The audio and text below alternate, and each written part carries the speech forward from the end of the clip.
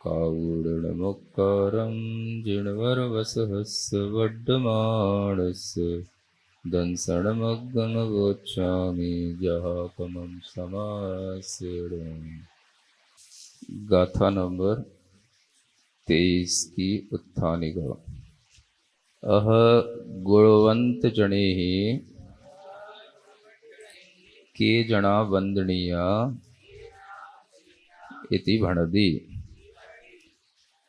हाँ, गुणवान जनों के द्वारा कैसे लोग वंदनीय होते हैं यह यहाँ पर बताया जा रहा है। क्या हो गया? दंसणान चरिते तव विनय निच कालमो सुपसत्थ एदेदु वंदनीया जे गुणवादी गुणधराणम।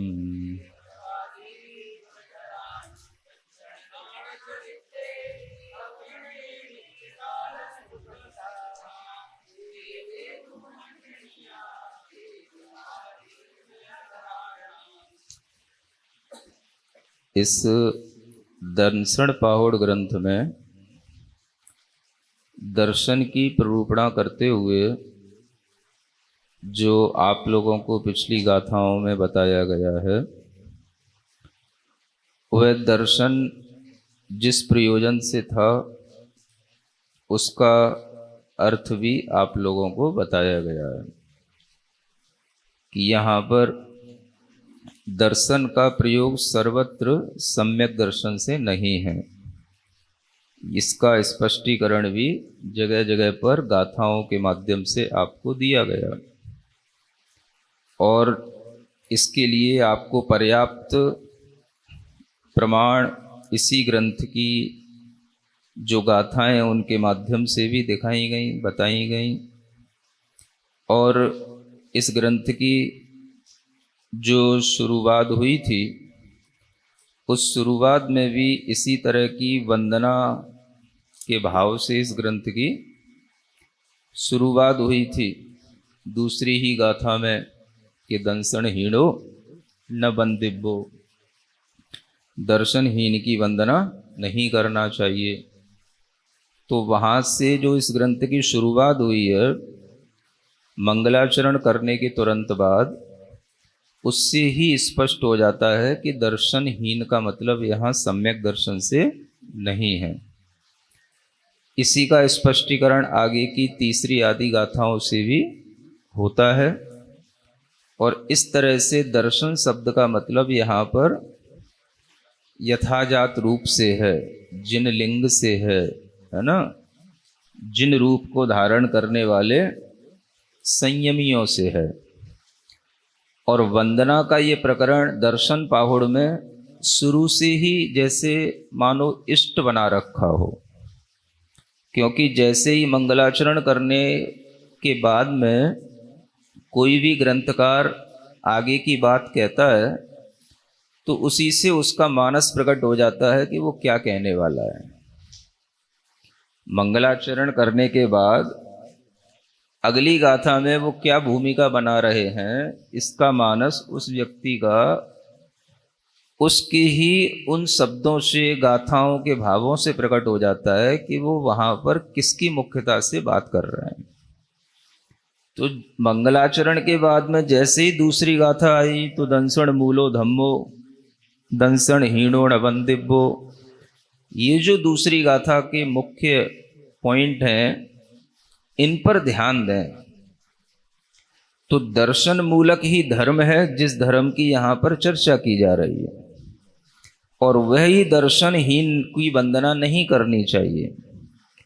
तो यहाँ पर वंदना करने के ही प्रयोजन से, आपस में मुनियों का समाचार करने के प्रयोजन से ही बार बार इस दर्शन पाहुड़ ग्रंथ की रचना में ये गाथाओं को रखा गया।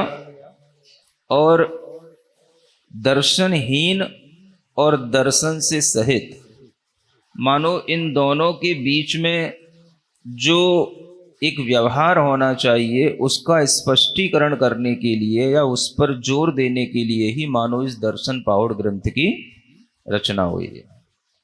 ये स्पष्ट हो जाता है जब हम गाथाओं को पूरा समझ करके पढ़ते हैं और इन गाथाओं का चारित्र के साथ संबंध जोड़ना भी इसीलिए उपयुक्त हो जाता है, जिसे हमने चारित्र ना कह करके एक चर्या शब्द से भी आपको बताया था, जो आगे की तीसरी गाथा में कहा जाता है दंसण भट्टा भट्टा।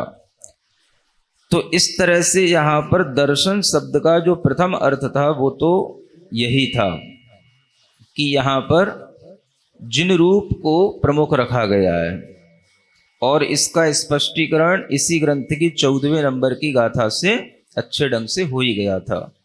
उपभषणे दंसणम हुई, जो 14 नंबर की गाथा का लास्ट भाव था, पद था, है ना।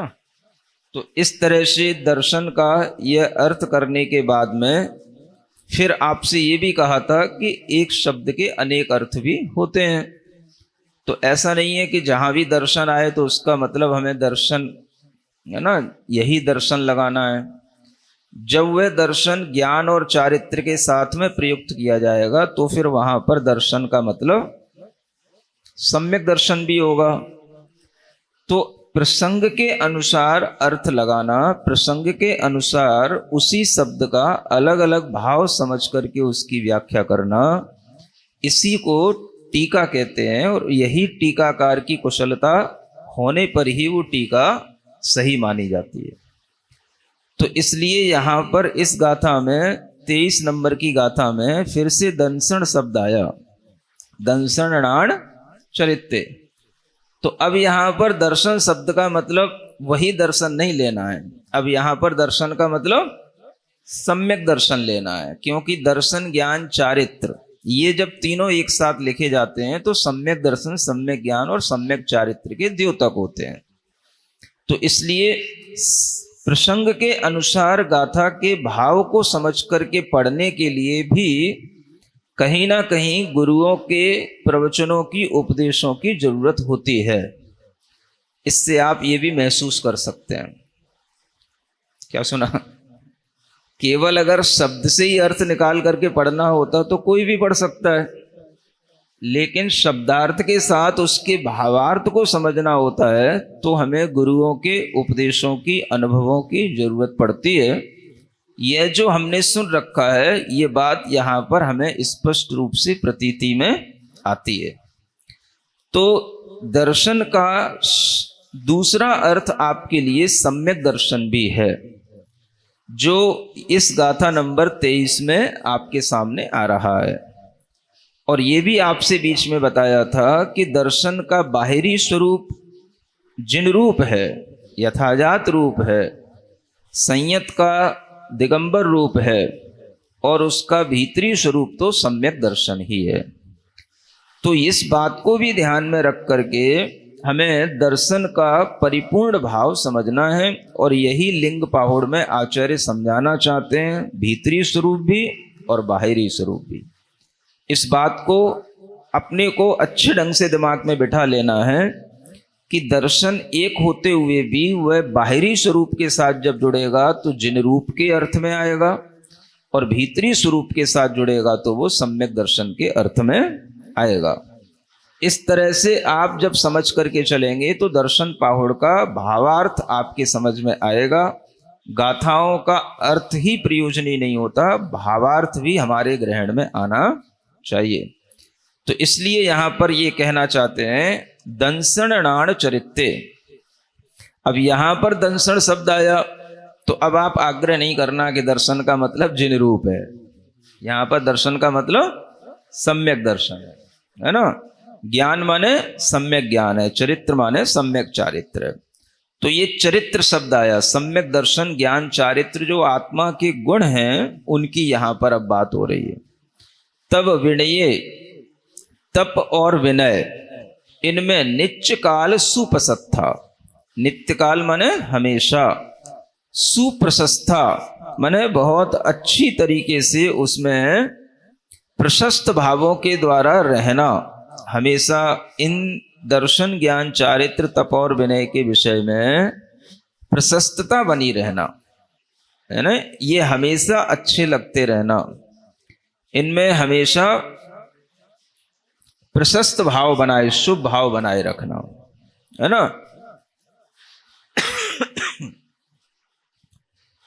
एदे तो वंदनीय, ये तो वंदनीय हैं जो इस तरह से करने वाले हैं।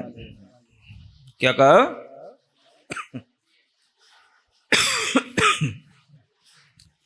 सम्यक दर्शन, सम्यक ज्ञान, सम्यक चारित्र, सम्यक तप और विनय में हमेशा जो लगे रहते हैं, उसमें जो हमेशा प्रशस्त बने रहते हैं,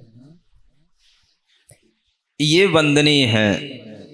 जे गुणवादी गुणधराणम, है ना, जो माने जो ये दर्शन ज्ञान चारित्र वाले हैं, और गुणधराणम गुणवादी, जो गुणों को धारण करने वाले हैं, उनके गुणों का भी वह कथन करने वाले हों, माने गुणों को भी कहने वाले हों। क्या कहा?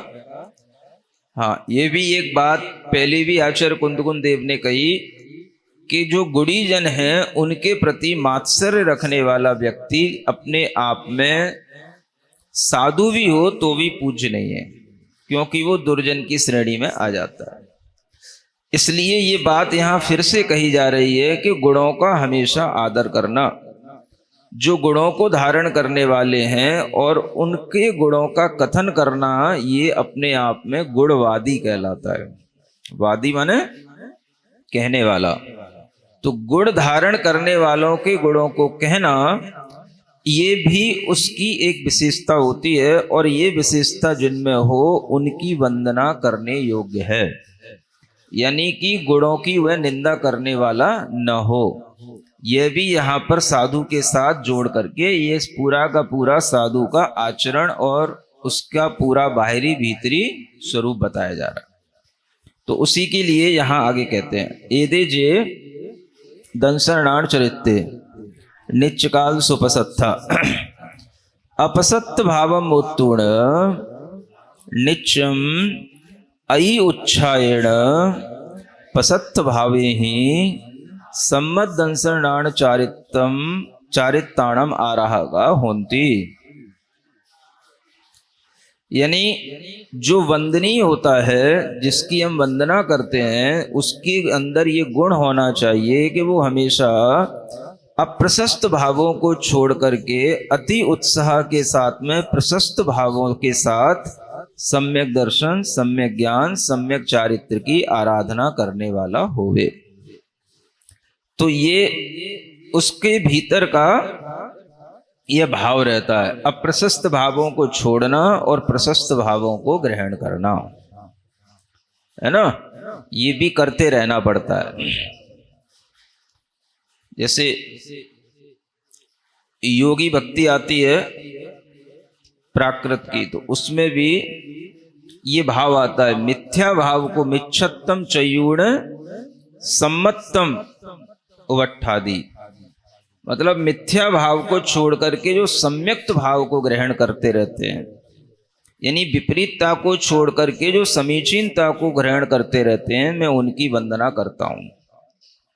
तो ये बात हमेशा आचार्य कुंद की प्रमुख रूप से रही है कि गुणों की ही आराधना होती है, और गुणों में सबसे पहली चीज है कि हम अपने अंदर कभी भी अप्रशस्त भाव न लाएं। सम्यक दर्शन ज्ञान चारित्र के विषय में हमारे परिणाम हमेशा प्रशस्त रहें, शुभ रहें, और कभी भी अप्रशस्त भाव आते हैं तो उनको तुरंत भगाने की, छोड़ने की हमारे पास में ज्ञान भी होना चाहिए और टेक्निक भी होना चाहिए। तो ये सम्यक दर्शन ज्ञान चारित्र की आराधना बनी रहती है।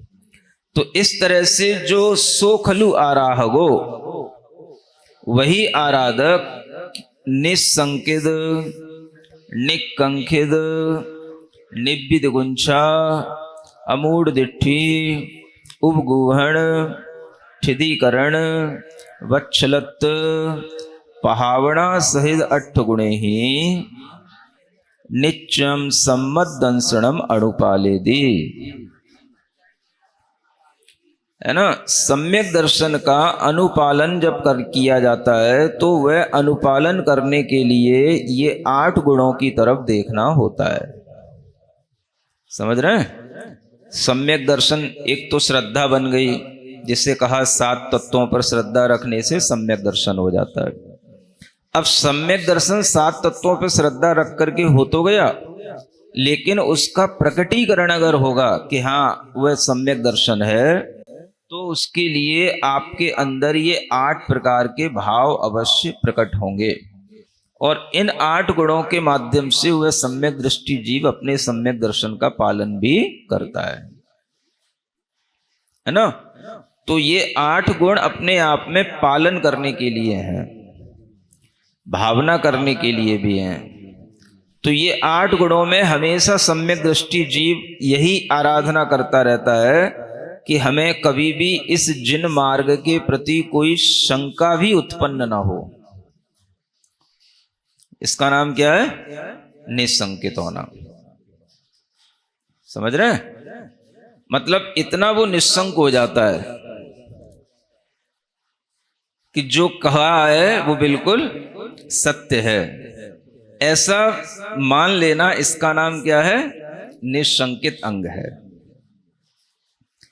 अब आज का जो बच्चा है, आज की जो पीढ़ी है, आज का जो भी ये जैन जी वाला जो कल्चर है, ये यहीं पर छूट जाता है सम्यक दर्शन से। ये इसी क्वालिटी से अनफिट रहता है, इसी में फिट नहीं हो पाता।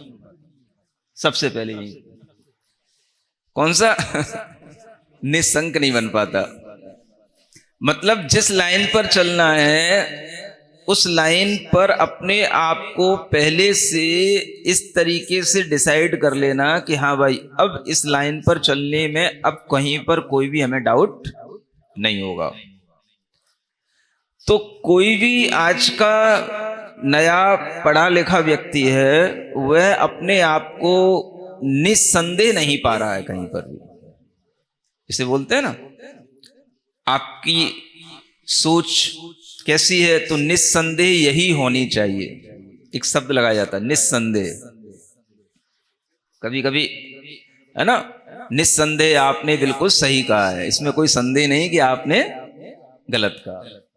तो ये वाली जो बात है वो आज की पीढ़ी में नहीं आ पा रही है।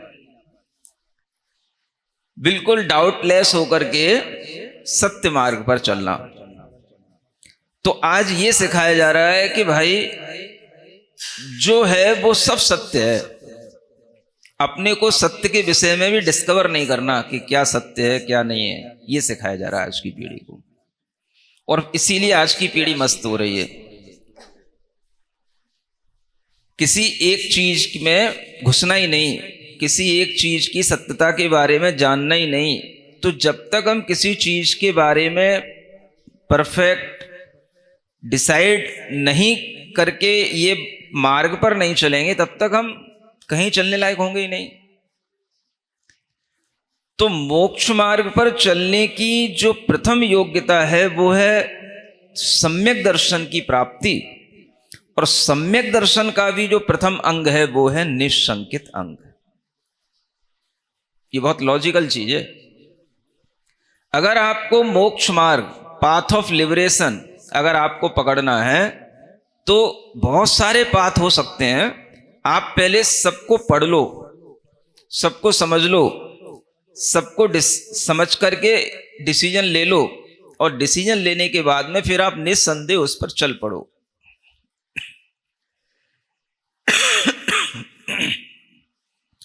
अगर चल भी ना पाओ तो कोई बात नहीं, लेकिन डिसीजन भी अगर सही हो जाए, हाँ भाई this path is okay, clear है, तो भी जो है ये आपके लिए बहुत बड़ा अचीवमेंट होगा स्पिरिचुअल लाइफ का, आपकी इनर जर्नी का।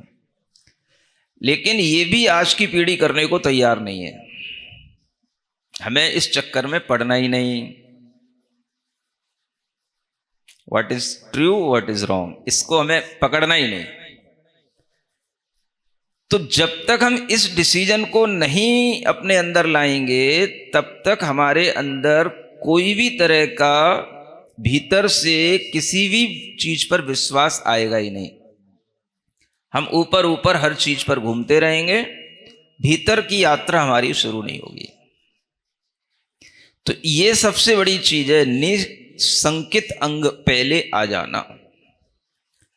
और इसके लिए आपको कितना भी कुछ भी किसी से आर्गुमेंट करना पड़े, आपको करना चाहिए, आपको पहले तैयार रहना चाहिए कि अगर हमसे कोई तर्क भी करना चाह रहा है तो हम उसके लिए तैयार हैं। तो उसके लिए भी पर्याप्त सामग्री है हमारे पास में। हाँ, दुनिया में कोई धर्म भगवान की परीक्षा करना नहीं सिखाता होगा। जैनिज्म में भगवान की परीक्षा करना सिखाया गया, और वो आपको आप्त मीमांसा के माध्यम से सीखना चाहिए। उसकी कुछ क्लासेज हमने पहले ली थी, उनको सुनना चाहिए। और कुछ नहीं है तो रत्नकंड श्रावकाचार्य का शुरू की 10 गाथाओं का ही प्रवचन सुन लेना चाहिए, तो ही बहुत कुछ क्लियर हो जाएगा।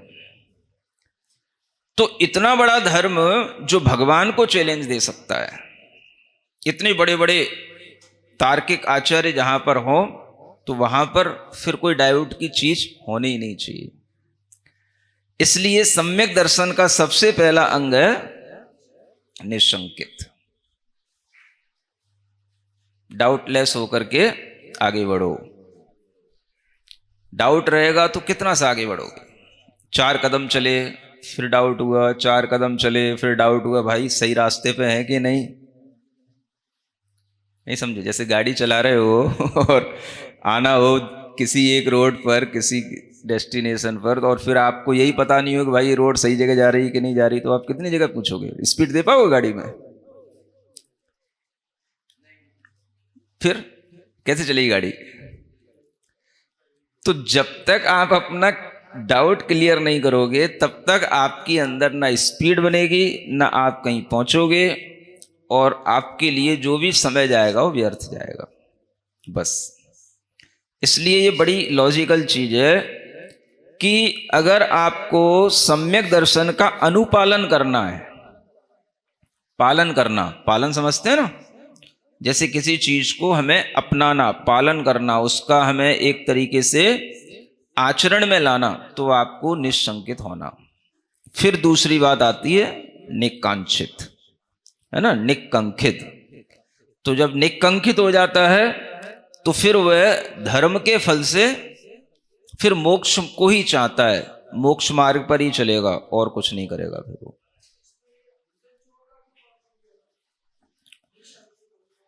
हाँ हाँ, तो अंजन चोर का वर्णन इसीलिए होता है कि भाई उसको जो सेठ के वचन थे उस पर उसे बहुत जल्दी विश्वास हो गया, और उसी विश्वास के कारण से उसने विद्या सिद्धि कर ली। तो निशंकपना इसीलिए कहलाता है कि कोई भी व्यक्ति जो आपको धर्म के मार्ग पर ले जा रहा है, उसकी बात का विश्वास करके अगर आप आगे बढ़ जाते हैं तो भी आप निशंकित कहलाते हैं। तो इस तरह से निशंकित भी हो जाता है जीव।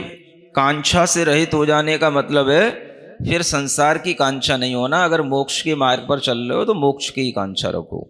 ये निकंचित हो गया। निर्विचिकित्सा निव्विदुगुंछा माने, दुगुंछा माने जुगुप्सा नहीं होना, ग्लानि नहीं होना, फिर रास्ते पर चलने वाले लोगों से घृणा नहीं करना।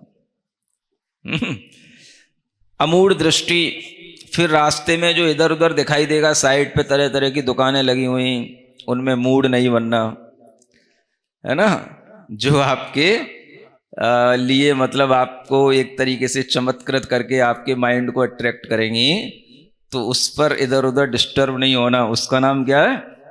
अमूढ़ दृष्टि, है ना। फिर रास्ते में चलते हुए आपको अनेक लोग मिलेंगे, किसी में कुछ थोड़े से फॉल्ट भी दिखाई देंगे, किसी में कुछ, है ना, कुछ कमियां भी दिखाई देंगी, तो उनमें नहीं उलझ जाना उनकी चर्चा करते हुए, क्योंकि तुम्हें आगे बढ़ना है। तो उनसे कोई भी इस तरह से उनकी बातों को ध्यान नहीं देते हुए आगे बढ़ जाना, इसका नाम क्या है? उपगूहन।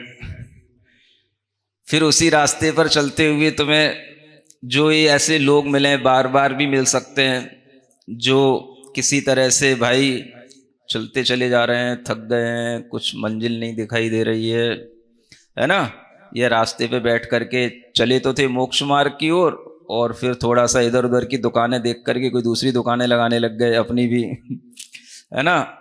मार्ग पे आगे बढ़ना नहीं चाह रहे, पीछे चलने चाह रहे हैं, पीछे होना चाह रहे हैं। रास्ते में लौटते हुए लोग मिले तो उन्हें फिर से थोड़ा सा दृढ़ करना, उन्हें कहना, उन्हें समझाना, नहीं भाई चलो हम भी तुम्हारे साथ हैं, रास्ता यही सही है, आगे बढ़ते हैं। तो इसका नाम है स्थितिकरण। समझ आ रहा है ना। तो जब रास्ते पर चलोगे तो सब मिलेंगे, और रास्ते पर चलते हुए ही तुम्हें ये सब करना पड़ेगा, उपगुहन भी करना पड़ेगा, स्थितिकरण भी करना पड़ेगा। और जब करने को मिल जाए तो इसे समझना कि भाई ये हमारे सम्यक दर्शन का पालन करने के लिए ये एक मीडियम बन गया, है ना। इसमें भला अपना ही है, उसका हो ना हो अपना है। तो ये स्थितिकरण होगा, है ना। फिर अपने ही जैसे रास्ते पर चलने वाले लोग मिल जाएं जो मस्ती से चल रहे हैं, बढ़िया चल रहे हैं, तो उनके साथ में स्नेह भाव रखना। चल भाई ठीक है, 1 से 2 भले, 2 से 4 भले है ना। तो इसका नाम क्या है? वात्सल्य भाव है, ठीक है। और फिर रास्ते पर चलते चलते, है ना, जब आपके साथ में इस तरह से वात्सल्य भी होगा, आप आगे बढ़ते चले जाएंगे, तो जैसे जैसे आप आगे बढ़ेंगे वैसे वैसे आपको और अच्छे अच्छे लोग मिलते चले जाएंगे, है ना। तो वो एक मतलब एक समय होता है या एक स्थान होता है जिसके बाद फिर आपको कठिनाइयों के अलावा फिर वहां पर भी जो पहले से पहुंचे हुए लोग हैं वो भी मिलेंगे। तो उन सबके साथ मिलकर के फिर आपके अंदर और उमंग उत्पन्न होगी। जो पहले से भी उस रास्ते पर चल रहे होते हैं तो फिर एक अच्छी प्रभावना बन जाती है ना, कि हाँ ये भी हैं, ये भी हैं। फिर सब मिल करके सब एक अच्छा भाव व्यक्त करते हैं, तो उसी का नाम क्या है? प्रभावना हो जाती है। तो ये भी प्रभावना इसी रास्ते पर चलते हुए करना, ये सब करने से आपका सम्यक दर्शन का पालन होता है। समझ आ रहा है? हाँ, जब निसंकित होकर के चलने वाले लोग होते हैं तो फिर प्रभावना भी हो जाती है। नहीं समझ में आया? और जो शंका करने वाले होते हैं पीछे छूट जाते हैं। हाँ, तो फिर जो है, जो आगे चलने के बाद में जो साथ में बच्चे रह जाएंगे, प्रभावना उन्हीं से होगी।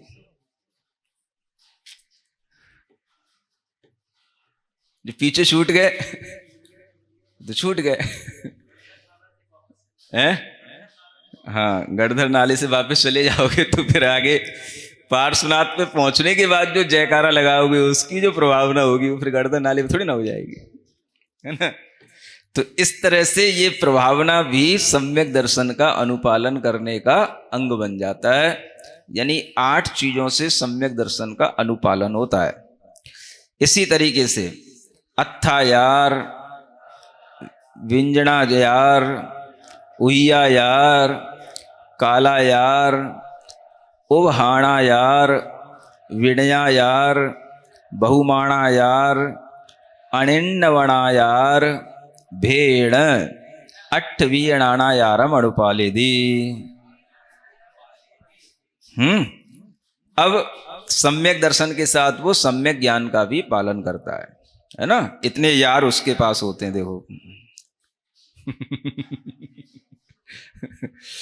सम्यक ज्ञान के लिए कितने? हाँ, 8 यार चाहिए, है ना। यार समझते हैं ना। ये यार का मतलब है आयार, और आयार का मतलब है आचार, है ना। च का प्राकृत में या हो जाता है। तो अत्थायार का मतलब है अर्थाचार। यानी कि अब अगर आप सम्यक ज्ञान की आराधना करते हैं तो फिर आपको अर्थाचार पर ध्यान देना, है ना। शास्त्र पढ़ते हैं तो शास्त्र को पढ़ने के लिए भी शास्त्र का सही अर्थ अपने को पता होना, अर्थ पर ध्यान दे करके पढ़ना, इसका नाम है अर्थाचार। जब आपको शास्त्र पढ़ाया जा रहा है तो आपका दिमाग सिर्फ शास्त्र का उच्चारण करने में तो लगा, और जैसे ही अर्थ की बात आई तो हमने उस पर ध्यान ही नहीं दिया, हम इधर उधर कुछ सोचने लग गए। तो ये आपके सम्यक ज्ञान का एक हानि हो गई, उसमें कमी आ गई, अर्थाचार की कमी हो गई है ना। तो ये जरूरी है। व्यंजनाचार यानी व्यंजन, व्यंजन माने जो उसमें शब्द हैं उन शब्दों पर भी ध्यान देना, शब्दाचार भी होता है ना, कि ये शब्द क्या कह रहा है, ये शब्द किस रूप में प्रयुक्त हुआ है, ये संज्ञा शब्द है कि क्रिया शब्द है कि सर्वनाम है, इसका अर्थ क्या है। व्याकरण को भी जानना ये शब्दाचार कहलाता है। तो ये भी जानना जरूरी है। दंसण एक शब्द है, इस शब्द के कितने अर्थ हो सकते हैं, ये कब जानोगे, जब दर्शन भावड़ पढ़ोगे है ना। पढ़ते तो अनादिकाल से आए, लेकिन जब ये दर्शन शब्दाचार समझोगे, अर्थाचार समझोगे, तब समझ में आएगा दर्शन शब्द का कहीं अर्थ कुछ है, कहीं अर्थ कुछ है और कहीं अर्थ कुछ है। इसी ग्रंथ में 3 अर्थ आपको दिखाई देंगे। पहला अर्थ बता दिया जिन रूप, दूसरा अर्थ आ गया सम्यक दर्शन, एक तीसरा और आने वाला है, आएगा, वेट करो। तो एक ही शब्द के कई अर्थ भी होते हैं, यह भी शब्दाचार के माध्यम से जानने में आता है, और व्याकरण को जानने वाला इन सब चीजों को समझता है ना। तो और उभयाचार, उभयाचार का मतलब है शब्द और अर्थ दोनों का सही ढंग से पालन करना, इसका नाम है उभयाचार। तो इसमें यह होता है कि जैसे आपने कभी शब्द पर ध्यान दिया, अर्थ को नहीं समझा, कभी अर्थ पर ध्यान दिया, शब्द को नहीं समझा, तो दोनों में कमी जो ना रह जाए उसके लिए उभयाचार है। शब्द और अर्थ दोनों आचारों को पालन करना, इसका नाम है उभयाचार। तो ये तीसरा सम्यक ज्ञान का है ना एक आचरण हो गया। चौथा कालायार है ना, माने कालाचार। कालाचार का मतलब होता है कि सही समय पर सही तरह से ग्रंथों का लेवल देख करके पढ़ना। कौन ग्रंथ मतलब किस कैटेगरी में आता है, कि वो सिद्धांत का है कि मात्र भावनात्मक है कि कोई अध्यात्म का है, तो उसके लिए जो कुछ भी काल निर्धारित किए गए हैं उन काल में ही पढ़ना। माने कुछ सिद्धांत ग्रंथों के लिए टाइम की भी बाउंडेशन होती है कि इन टाइम पर वो सिद्धांत ग्रंथ नहीं पढ़े जाते, तो उसको भी ध्यान रखना, इसका नाम है कालाचार। फिर उवहाणायार होता है उपधानाचार है ना। उपधानाचार का मतलब होता है कि ग्रंथ को पढ़ते हुए भी कुछ ना कुछ उपधान करना। उपधान का मतलब हाँ, कुछ जो है त्याग के साथ में ग्रंथ को पढ़ना, इसको उपधानाचार्य कहते हैं है ना। तो ग्रंथ पढ़ने में जिस तरह से हमारा उत्साह बना रहे ग्रंथ के अंत तक, तो वो उपधानाचार के माध्यम से भी होता है। जैसे आपने ग्रंथ पढ़ना शुरू किया तो आपको ये प्रसन्नता होनी चाहिए, चलो मुझे एक नया ग्रंथ पढ़ने को मिल रहा है, तो जब तक ये नया ग्रंथ मैं पढ़ूंगा तब तक मेरे लिए किसी भी एक चीज का त्याग करना या कोई भी एक नियम ले लेना, इसका नाम उपधानाचार कहलाता है। फिर जब वो ग्रंथ पूर्ण हो जाएगा तो फिर आपको अपने उसी त्याग पर बड़ा प्रसन्नता होगी, चलो मेरा एक त्याग का समय पूर्ण हो गया है ना। तो ये उपधानाचार कहलाता है। ये भी इस सम्यक ज्ञान के लिए एक अंग में आता है ना। और फिर काला उभयानाचार, विनयाचार, विनय पूर्वक ग्रंथ को पढ़ना है ना। ग्रंथ को पढ़ते समय पर किसी भी तरह से जो पढ़ाया जा रहा है या हम जो पढ़ रहे हैं उस श्रुति की, ज्ञान की और ज्ञानी की विनय में कोई कमी नहीं लाना, इसका नाम है विनयाचार। माने विनय पूर्वक सम्यक ज्ञान अर्जित किया जाता है, विनय पूर्वक अध्ययन करना है ना। फिर बहुमानाचार, बहुमान के साथ में पढ़ना, पढ़ते हुए भी बीच बीच में नींद आना, है ना, अब कब पूरा होगा, है ना, इस तरह का भाव आना, ये फिर बहुमान की कमी हो जाती है। तो बहुमान होता है तो बार बार उसको सुनने का, पढ़ने का, पूरा करने का भाव बना रहता है। और बहुमान होता है तो फिर हमारे अंदर जो कहा जा रहा है उसको सुन करके एक प्रसन्नता भी उत्पन्न होती रहती है, बोरिंग नहीं होती है। अगर आपको बोरियत होने लगेगी तो बहुमान में कमी आने लगेगी। इसलिए भी हर एक सब्जेक्ट के जो भी स्टूडेंट्स होते हैं वो अलग अलग होते हैं। समझ आ रहा है ना? हाँ, अब किसी को किसी विषय में अगर रुचि नहीं है तो उसको जबरदस्ती उसको वो पढ़ाओगे तो उसको बोरियत होगी, तो उसके बहुमान में कमी आएगी। तो इसलिए भी ये चीजें ध्यान में रखी जाती हैं। अब मान लो किसी को सिद्धांत ग्रंथ बहुत कठिन लगता है, उसको नहीं पढ़ना, उसे समझ ही नहीं आता है, सिद्धांत के नाम से ही उसको नींद आती है, तो उसको सिद्धांत नहीं पढ़ाना, क्योंकि ऐसा करने से उसके बहुमानाचार का पालन नहीं होगा, उसके लिए ग्रंथ के बहुमान में कमी आएगी। उसे मतलब नहीं है कि आचार्य धरसेन और पुष्पदंत और भूतबली क्या लिख गए, क्या कर गए, उसे कुछ समझ ही नहीं आ रहा। तो उसे बहुमान उत्पन्न होना चाहिए, बहुमान से कि वह जो सुने उससे उसके अंदर उत्साह की वृद्धि हो, ये भी देखना होता है। तो ये बहुमानाचार कहलाता है ना, कि हाँ बहुत अच्छा बहुत अच्छा, ऐसी फीलिंग आना, आपने जो पढ़ाया, हमने जो पढ़ा, ऐसा पहले कभी नहीं पढ़ा, बहुत अच्छा ज्ञान प्रकट हुआ, इससे तो मेरा बहुत अज्ञान दूर हो गया, अभी तक जो हमें चीज़ें क्लियर नहीं थी वो क्लियर हो गई। इस तरह की जो आती है विचारधारा, इसको भी बहुमानाचार समझना चाहिए। जो ऐसा बहुत सारे लोग बोलते हैं ना, सुनने में आता रहता है है ना, तो ये भी बहुमान कहलाता है ग्रंथ को पढ़ने का। बहुत अच्छा बहुत अच्छा, कुछ नहीं आता तो इतना तो कह ही सकते हो ना, हाँ बहुत अच्छा बहुत अच्छा। तो अगर हम इतना भी कहते हैं तो भी ये बहुमानाचार है ना, बोलो तो क्या है? बहुत अच्छा तो ये बहुमान है। अनिन्नवाचार है ना, अनिन्नवाचार कहलाता है निन्नव करके, माने छुपा करके नहीं पढ़ना। आचार्यों के नाम आदि हैं, आचार्यों के ग्रंथ का नाम है, या हम जो ज्ञान दे रहे हैं वो हमने ज्ञान कहाँ से लिया, उन गुरुओं के नाम आदि को नहीं छुपा करके उसको बताना, पढ़ाना, इसको अनिन्नवाचार कहते हैं।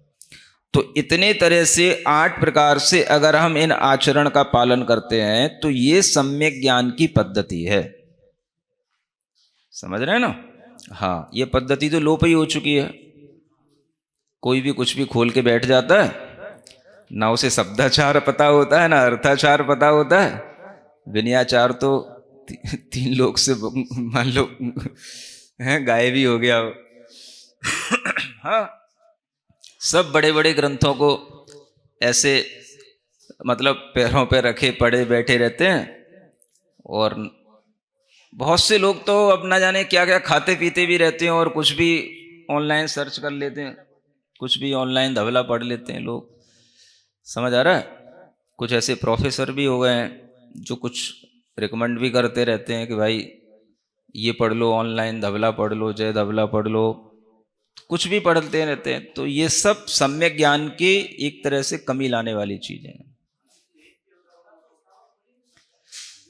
भाई। फिर भी अब कोई को पीएचडी करनी है, कोई को रिसर्च करनी है, कोई को धवला में से ही कुछ आर्टिकल बनाने हैं, तो कुछ जरूरी है कि धवले में से सब कुछ मिलेगा? तो कुछ लोग इस तरीके से कहते हैं कि आपको ये करना चाहिए, इसी को पढ़ना चाहिए, ऐसा करना चाहिए। अब तो सब कुछ ऐसा नहीं है, जैसे सब पुरानी सोच हो गई है, ये नहीं पढ़ सकते कि वो नहीं पढ़ सकते, ये सब पुरानी बातें हैं, सब पुराने ढर्रे की सोच है। आजकल सब कुछ ऑनलाइन हो चुका है, सबको सब कुछ दिखता है, सबको सब कुछ पढ़ना चाहिए। तो ऐसी सोच नए नए लोग रखते हैं। तो ये सब विनयाचार की कमी के द्वारा कोई भी कार्य किया जाएगा वो सम्यक ज्ञान की श्रेणी में नहीं आएगा।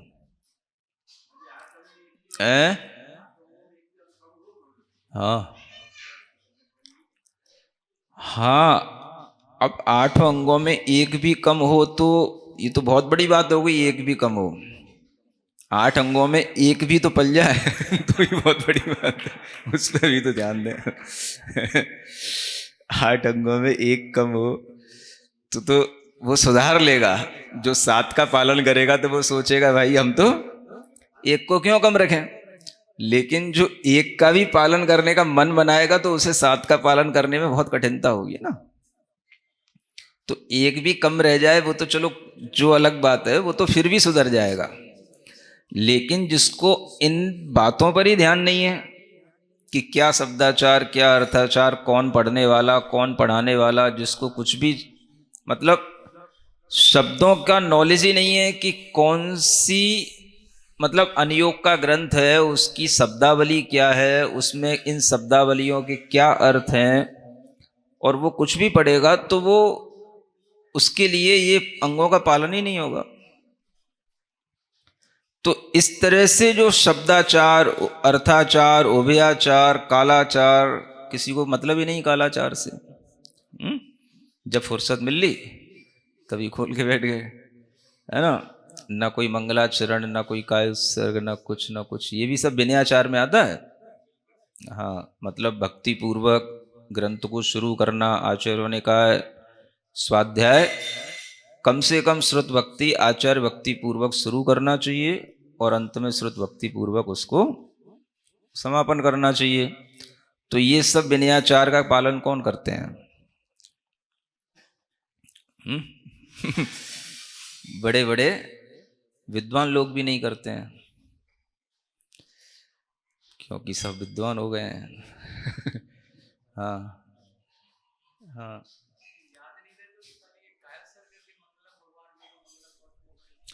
हाँ, आप कुछ तो करें कभी, लेकिन हमें लगता ही नहीं कि शायद कोई करता हो। कोई करता हो तो बहुत अच्छी बात है। लेकिन मुझे लगता नहीं कि कोई करता हो, क्योंकि ज़्यादातर मैं ऐसी टेंडेंसी देखता हूँ, बस शास्त्र लिए बस हाथ पे पकड़े बैठे रहते हैं, टेबलों पे रखे या पैरों पे रखे, घुटनों पे रखे, बस अपने पलटते रहते हैं और अपना अलग ही एटीट्यूड रहता है। क्या कहें उसको। तो इस तरह से जो विनयाचार की कमी आती है, बहुमानाचार की कमी आती है, इससे भी सम्यक ज्ञान की प्राप्ति नहीं होती है।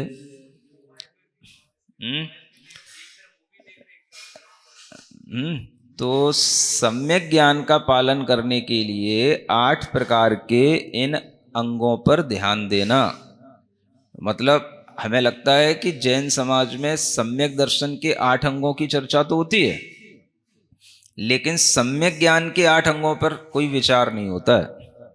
हाँ, और सबको सम्यक ज्ञान चाहिए, है ना।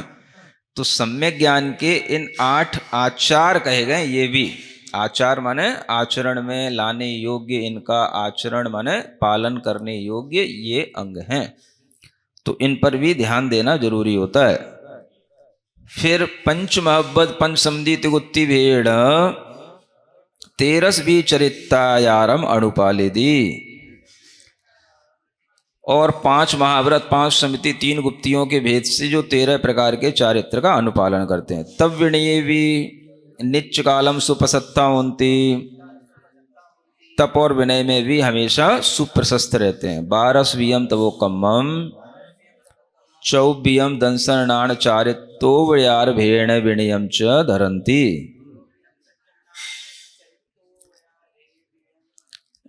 है ना। 12 प्रकार के तपोकर्म होते हैं, इनको तपह कर्म कहते हैं। जैसे कृति कर्म अलग होता है, विनय कर्म अलग कहा जाता है, तपह कर्म अलग कहा जाता है, अधः कर्म अलग होता है। ये सब कर्म के नाम से व्याख्यायित किए गए सिद्धांत शास्त्रों में, है ना। तो इसको तपोकर्म कहते हैं कि ये 12 प्रकार का तपह कर्म और 4 प्रकार की जो विनय है, दर्शन ज्ञान चारित्र और उपचार विनय, ये 4 प्रकार की विनय को भी वो धारण करते हैं। तो इस तरह से वो गुणवान कहलाते हैं। जे गुण धराणम गुणवादी, है ना। गुणधरों का गुणवाद करने का मतलब है दोषवादे च मौनम यदि भावानुसारेण सदा चौवी आराहण संयुत्ताणम गुणवंडनम कुर्वन्ति। है ना। अब दोस्त तो दिखते हैं महाराज, बोले नहीं क्या, बताएं नहीं क्या, किसी से कहें नहीं क्या, तो कैसे काम चलेगा, उसके दोषों में कमी कैसे आएगी। तो कहने से कमी आ जाएगी, उसके दोषों को किसी को बताने से उसके दोष कम हो जाएंगे क्या। तो आचार्यों ने क्या कहा, दोषवादे च मौनम। है ना। दोष दिख जाए कोई बात नहीं, देखने भी पड़ जाए तो कोई बात नहीं, लेकिन कहने में मौन रखना, बस इतनी साधना करना। अगर सज्जन बनना चाहते हो, गुणवान बनना चाहते हो, तो क्या करना, दोषों को कहने में मौन धारण करना। पता होने में कोई बात नहीं, पता सब होता है, समझ आ रहा है, लेकिन वो कहते नहीं है। ये एक बहुत बड़ी क्वालिटी होती है। हाँ, पता सब है कौन क्या कर रहा है, लेकिन कहा नहीं जाता है। एक अच्छा लीडर भी होता है या टीचर भी जो जिस क्लास का होता है, तो वो भी स्टूडेंट्स को जानता है कौन स्टूडेंट कितनी बदमाशी करता है, समझ आ रहा, लेकिन वो उसको टोकता नहीं है। हाँ, और ये भी जानता है कौन स्टूडेंट कितना ब्रिलियंट है, कौन कितना पढ़ने में मन नहीं लगाता, कौन कितनी बदमाशी कर रहा है, कौन कितना मतलब मतलब सबके बीच में एक नॉनसेंस क्रिएट करता रहता है। तो ये सब जानता है वो, लेकिन वो कहता नहीं है उससे, देख तू बहुत बदमाश है। है ना। तो यही उसकी बहुत बड़ी क्वालिटी होती है, और सबको मैनेज करता है। तो यही चीज है यहां पर भी। क्या, अब ऐसी कोई बात नहीं है, वो अगर अपने ही पास रहने वाली कोई चीज़ है, अपन ही उसको हाइलाइटर से हाईलाइट करके कुछ भी करते हैं, तो वो अपने ही पास रहने, अपने ही को ध्यान में रखने के लिए है, तो कोई बात नहीं है। लेकिन कभी कभी जो सबके लिए शास्त्र होते हैं या कुछ होते हैं, उनको इतना नहीं खराब कर देना चाहिए कि सामने वाला कोई पढ़ ही ना पाए मूल क्या है, तुम्हारे ही लाइन और बगल में लिखे अर्थ ही पढ़ता रह जाए। तो इतना भी खराब नहीं करना चाहिए। कोई भी चीज़ें हैं कहीं विशेष जगह पर कुछ होती हैं तो ये अच्छी लगती हैं। तो ये भी एक अच्छी क्वालिटी है गुणवादियों की, दोषवादे च मौनम। अरे भाई, गुणों का कथन करो ना करो, इतना भी कर लो कि दोष नहीं करेंगे। गुण का कथन करना तो एक और बड़ी बात हो गई, लेकिन दोषों का कथन नहीं करेंगे, ये भी अपने आप में बहुत बड़े पेशेंस की क्वालिटी के साथ आता है। नहीं समझ में आ रहा।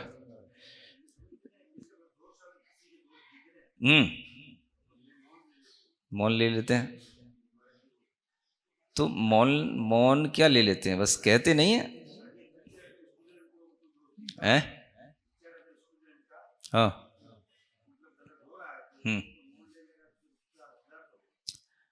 हाँ, टीचर स्टूडेंट को ये दोषों को देख करके अगर मौन ले लेगा तो स्टूडेंट गलत करता रहेगा, ऐसा कहने का मतलब है। नहीं तो टीचर स्टूडेंट के दोषों को देख कर के भी अगर वो स्टूडेंट टीचर को देख करके नहीं समझ रहा है, तो उसके कहने से भी वो स्टूडेंट क्या समझेगा। स्टूडेंट तो वही है जो टीचर की निगाहों को देख करके समझ ले, और जहाँ ये नहीं होता है तो उसी के तो नतीजे अपन देख रहे हैं कि अगर कभी कोई टीचर किसी स्टूडेंट से कुछ कह देता है तो वो तुरंत बाहर निकल कर कहीं छुरा भोंकता है, कहीं कुछ करता है, कहीं कुछ करता है। यही तो सब नतीजे हो रहे हैं उसके, यही तो सब नतीजे हैं उसके। भाई, टीचर स्टूडेंट का ये जो कल्चर है वो तो वैसे तो गुरु शिष्य का कल्चर था, तो वो यही शिष्य का कल्चर यही होता है कि वो गुरु शिष्य को देख करके, और शिष्य भी जो है गुरु के सामने जब बैठता है तो उसे पता रहता है कि क्या चाह रहे हैं ये, और अगर वो उनके अनुसार अपने दोषों को नहीं सुधारता है तो फिर गुरु कहता नहीं है कि तू दोषवान है, वो उसको तरह तरह से ट्रीट करता रहता है, किसी ना किसी तरीके से उसको रियलाइज कराता रहेगा कि तेरे अंदर ये गलती है। तो डायरेक्ट बोलना ठीक नहीं होता है, या तो वो पूछे है ना, कि या तो वो खुद पूछे कि मेरे दोस्त बताओ, मेरा दोष ठीक करो, कुछ मेरी गलती हो तो बताओ, तो फिर भी सोचे। और अगर नहीं पूछता है तो फिर वो क्यों कहेगा, अपनी तरफ से नहीं कहता, वो दूसरे से भी नहीं कहेगा, उससे भी नहीं कहेगा। मतलब दोनों ही चीजें हैं। दूसरे से नहीं कहना ये एक बड़ी चीज है। पहली बात तो ये है कि उस स्टूडेंट में ये कमी है, तो वो दूसरे से भी नहीं कहेगा, और उससे डायरेक्ट इसलिए नहीं कहेगा क्योंकि अगर उसे वो सुधारना चाहता है, उसके दोस्त को दूर करना चाहता है, तो वो उसको इनडायरेक्टली क्लास में बताता रहेगा। जो अच्छा तरीका है वो तो यही है। शिष्य को इतना समझदार होना चाहिए कि किस बात पर बार बार कहा जाता है तो वह उस पर ध्यान देता है। ध्यान देगा तो इतना ही पर्याप्त होता है। इंटेंशनली बोलने से मतलब भी क्या निकलता है।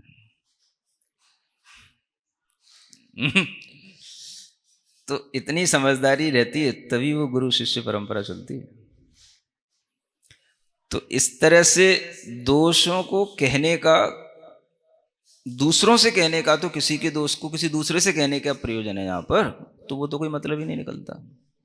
हाँ, उसके दोष को दूर करने के लिए वो कभी ना कभी सोचता है कि ये मेरे पास आएगा, मुझसे कभी कुछ बात करेगा तो मैं इससे कुछ कहूँगा, लेकिन उसको टारगेट नहीं करता वो उसको ऐसा। तो ये भी जो है एक गुरु शिष्य का अनुशासन रहता है। तो इस तरह की चीजें होते हुए भी वह 24 आराहणा संयुक्ताणम गुणवंडनम कुर्वन्ति, जो 4 प्रकार की आराधना से संयुक्त है उनके गुणों का वह वर्णन करता है ना। न कयावी मच्छरण निंदन्ति, मत्सर भाव से कभी भी उनकी निंदा नहीं करता है। मत्सर भाव से निंदा की जाती है। मात्सर्य भाव से माने एक तरह से जेलसी के माध्यम से, किसी के गुणों को सहन नहीं करने के कारण से जो निंदा की जाती है वो जो है गलत होती है। तेदु वंदनीय समणा गुणवंत जने ही किम वी किम अंडे से बत्ता। हाँ, वे श्रमणा गुणवंत जनों के द्वारा वंदनीय है। किम अंडे से बत्ता, अन्यों की क्या बातें करना, मन गुणवानों की बातें करना, अन्य की क्या बातें करना। अहजे पुव्वत्त गुणधरेण बंदन्ति ते किम भवन्ति इत्याह, है ना। अब देखो आप, ये दर्शन पावड़ में क्या चल रहा है। अब मतलब इन गाथाओं में कहाँ सम्यक दर्शन का वर्णन चल रहा है कि ये साधुओं के बीच की बातें चल रही हैं, है ना। तो इसलिए जिन लोगों ने दर्शन पावड़ का मतलब सम्यक दर्शन का पाहुड़ समझ रखा है वो सोचें कि हम कितनी बड़ी भूल कर रहे हैं। अच्छा, अब जो पूर्वोक्त कहे हुए गुणधरों की वंदना नहीं करते हैं वो क्या होते हैं ये यहाँ बताते हैं। सहजो पंडम रूपम दट्ठुम जो मंडयेण मच्छरियो सो संयम पड़िवंडो मिच्छा इट्ठी हवैये सो।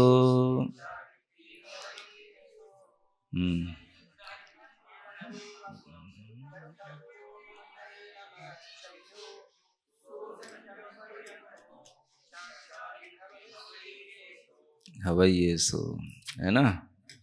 कितनी अच्छी गाथा है। एक गाथा ही पढ़ लेना पर्याप्त है ना। क्या कहते हैं, सहज उपंडम रूपम, यह जो रूप है, जो दर्शन का रूप है वो कैसा है, सहज उत्पन्न हुआ रूप, जिसे यथाजात रूप कहते हैं, ऐसा ये सहज उत्पन्न हुआ रूप है। इसको देख करके दट्ठुम जो मंडये न मच्छरियो, मात्सर्य भाव से जो इसको मानता नहीं है ना। मात्सर्य भाव के कारण से जो इसको रूप को रूप नहीं मानता, दिगंबरत्व को दिगंबरत्व नहीं मानता, साधु को साधु नहीं मानता, किस कारण से? मात्सर्य भाव से। मतलब ये बीमारियां आचार्य कुंद के समय पे भी चल चुकी होंगी, है ना। जो इस रूप को देख कर के भी जो इसको नहीं मानता, मात्सर्य भाव के कारण से, है ना। ये मात्सर्य मच्छरियों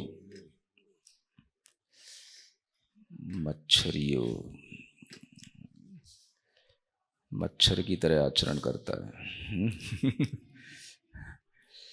है ना।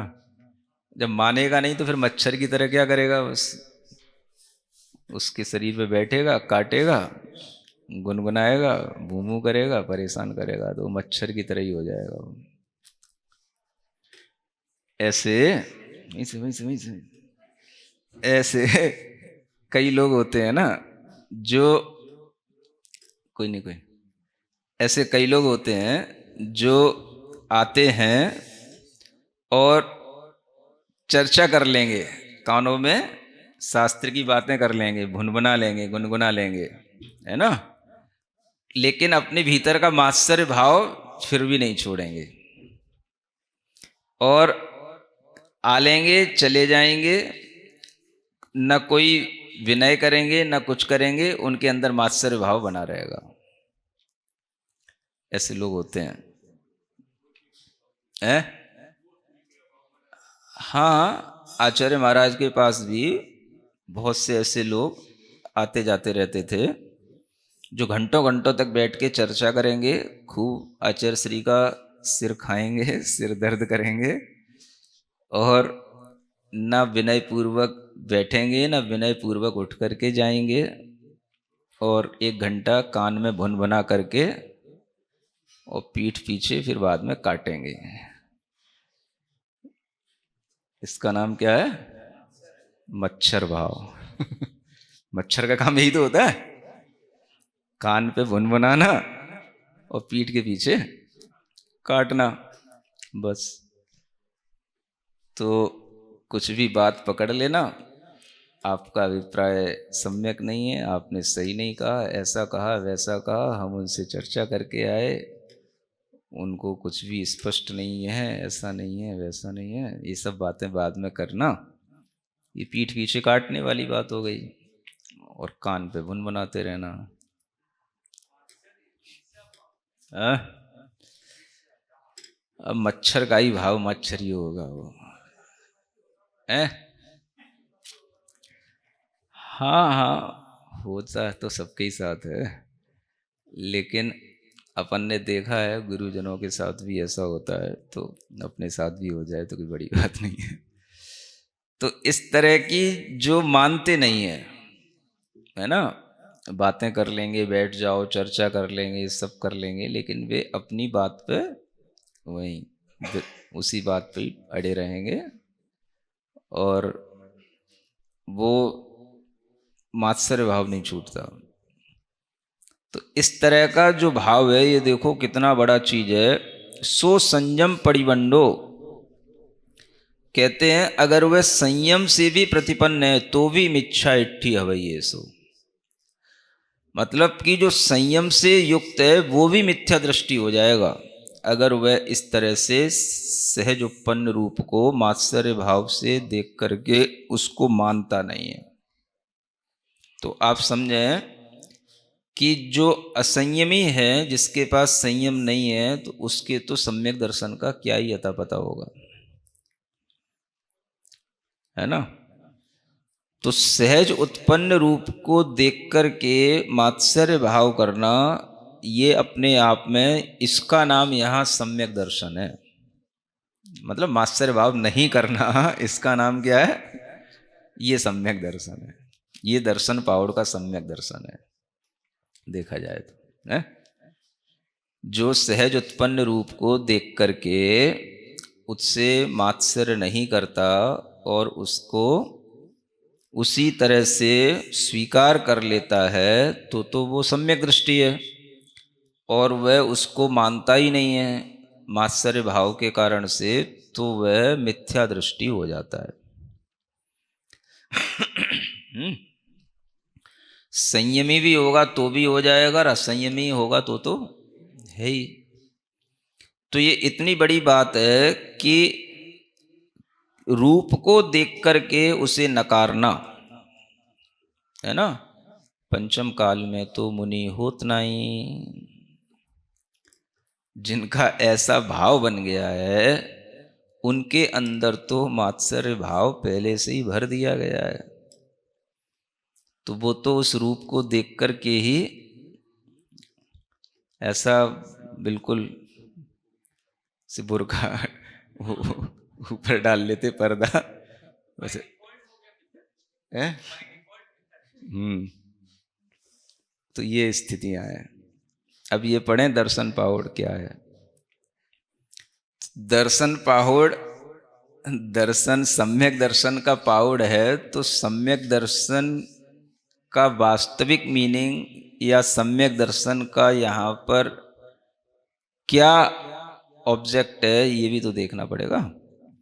सम्यक दर्शन किससे जुड़ रहा है यहाँ पर। आचार्य कुंदकुंद देव सम्यक दृष्टि किसको कह रहे हैं और मिथ्या दृष्टि किसको कह रहे हैं, है ना। ये नहीं कह रहे कि तत्व श्रद्धान जिसके पास नहीं है वो सम्यक दृष्टि नहीं है। वो तत्व श्रद्धान जिसके पास है वो सम्यक दृष्टि है, लेकिन जब उसको सहज उत्पन्न रूप सामने देखने को मिल जाए और वो मुंह बना करके निकल जाए तो वो मिथ्या दृष्टि है ना। इतना बड़ा जहां पर ये विचार रखा हो उसको जो लोग ना समझें तो फिर मोक्ष पहाड़ तक की यात्रा कैसे होगी। अभी तो दर्शन पहाड़ ही चल रहा है ना। हाँ, तो ये बहुत बड़ी चीज है। इसलिए सम्यक दर्शन का संबंध किससे है। जो सम्यक दर्शन का बाहरी रूप जो स्वरूप है वह जो सहज उत्पन्न रूप है उसको ही नहीं मानना तो कौन सा सम्यक दर्शन फिर आपके अंदर आएगा, है ना। ये जो कोई समड़ो सावो अज्जिया वा, है ना। हाँ। कोई श्रवण है अथवा श्रावक है अथवा अज्जिया भी होती हैं, है ना। आर्य का सहज उपंडम रूपम निगंत लिंगम अन्नाण अचेलत केसलुंची आदि बहिर्गुणेण निव्यारम। जो निर्ग्रंथ लिंग है वो अस्नान अचेलत्व और केस लुंचन आदि बाहरी गुणों से निर्विकार है। मुच्छा काम लोग कित्ती वंछा मच्छरादि अभ्यंतर दोषेण भी निव्यारम।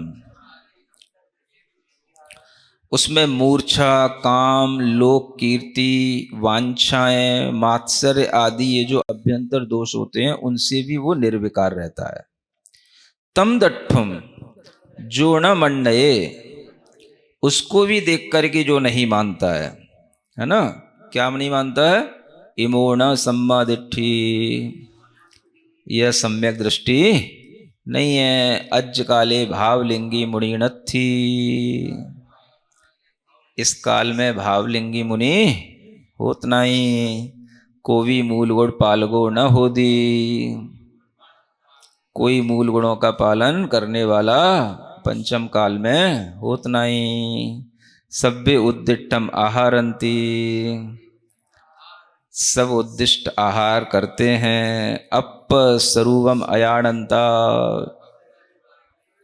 इन सबको किसी को अपने आत्म स्वरूप का कोई ज्ञान नहीं है। ते सज्ञे सुहम ही पावंती, ये सब मर करके सब स्वर्ग में ही जाएंगे, किसी को मोक्ष तो होत नहीं। व्यवहार धम्माणुरत्ता अन्नाणिनो सभ्य, है ना। ये सब व्यवहार धर्म में लगे हुए मूल गुणों के पालन आदि करने वाले ये सब अज्ञानी जीव हैं। इच्छादि अने विचारे ही, इस तरह के अनेक विचार जिनके मन में पनपते रहते हैं इस कारण से तमना मंडदी, वह उस सहज उत्पन्न रूप को मानते नहीं है। तहेव एदे अस आयरियस्य शिष्या, है ना। फिर ये इस आचार्य के शिष्य हैं है ना, एदे मज्ज परंपरा दो पड़गूला, यह मेरी परंपरा के प्रतिकूल हैं। इच्छादि भावे ही तमणा मंडदी, ये भी भाव चलते हैं, है ना।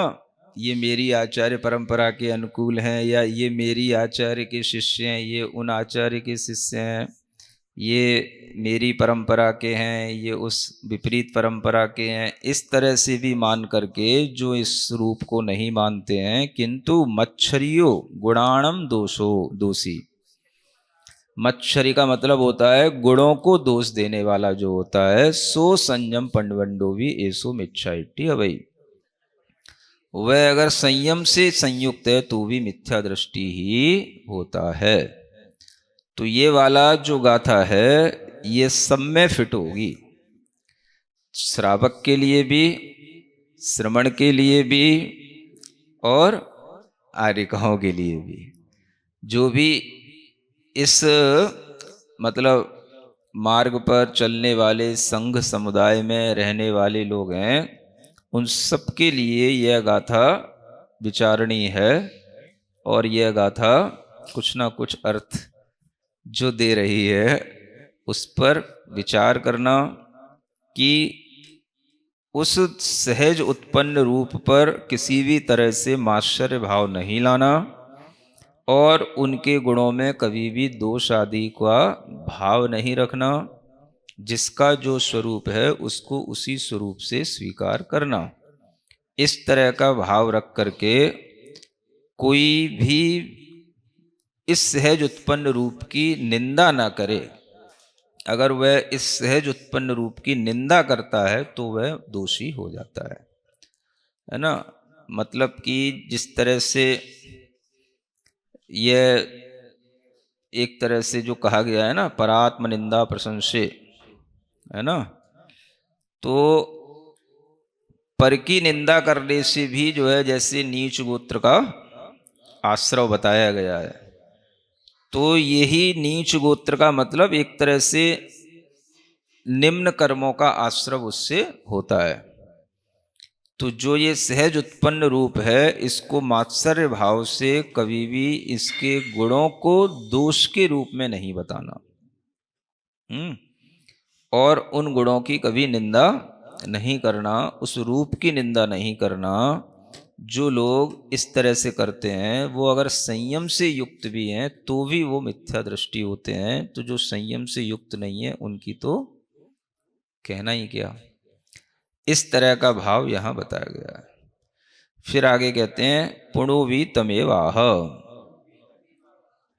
तो काफी हो गया, ठीक है, फिर आगे इसकी चर्चा बाद में करेंगे।